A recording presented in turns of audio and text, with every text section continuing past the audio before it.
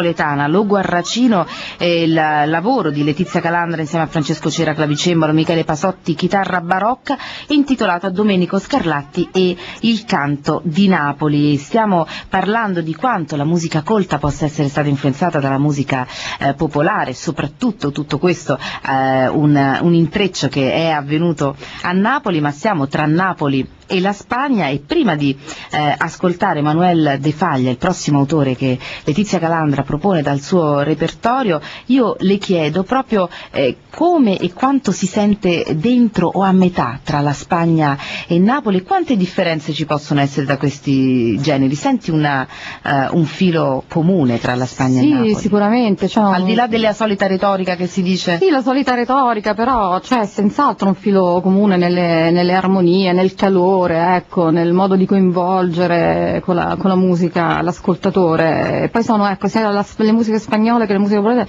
hanno una grande sensualità. Ecco, questo lo sento. Una sensualità che nel canto femminile sta proprio che bene. Nel canto femminile, se cantato con gusto, senza esagerare, sì, diventa interessante.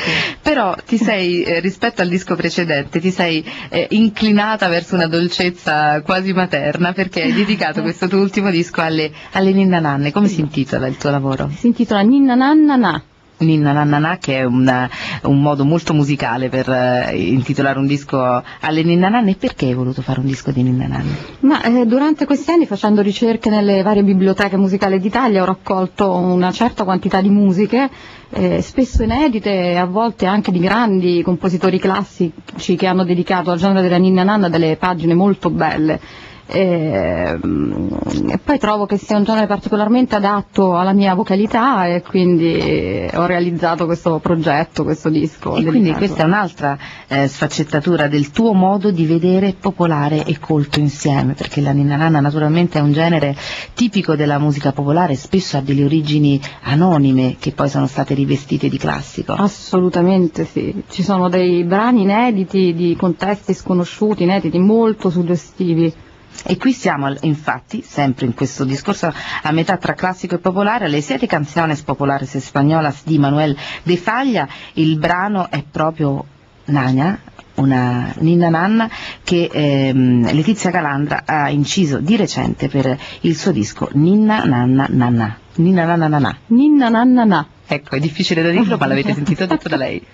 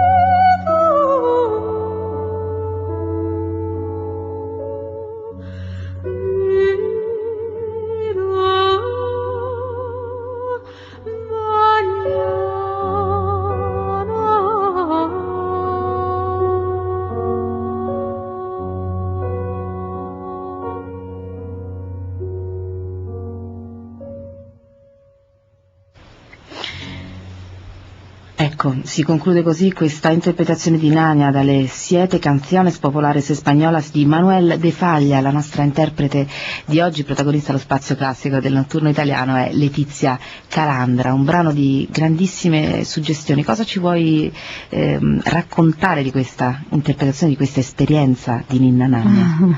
Ecco, in particolare questa Nana di De Falla è stata registrata intorno alle 2 alle 3 di notte in un casale sperduto nella campagna di Todi, e al pianoforte il bravissimo Rino Alfieri. Rino Alfieri, che vale la pena citare, come vale la pena citare anche all'arpa, la tua ultima interprete di questo piccolo pezzo sconosciuto che hai pescato in questo repertorio di Ninna Nanne. Che poi dà il nome al disco, è appunto Ninna Nanna di Vincenzo Davico, e all'arpa Cecilia Andreis. E anche qui una chicca che sei riuscita a pescare. Che cosa ci puoi dare come indicazione per questo brano e per come vanno interpretate le Ninna Nanne, secondo te? Ecco, io ho cercato proprio di sortire questo effetto, cioè interpretare con l'approccio vocale veramente minimalista, la voce senza vibrato, sfruttare questi colori, le sfumature pianissimi per creare un'atmosfera di grande rilassatezza, di grande dolcezza. Con cui ringraziamo Letizia Calandra per essere stata ospite qui oggi allo Spazio Classico del Notturno Italiano. Grazie a voi. Grazie molto a Letizia Calandra, grazie a Giuseppe Formisani per la cura tecnica, e Valentina Lo Surdo vi ringrazia, vi lascia proprio in compagnia di questo piccolo brano, Fai la nanna mio tesoro, di Vincenzo Davico.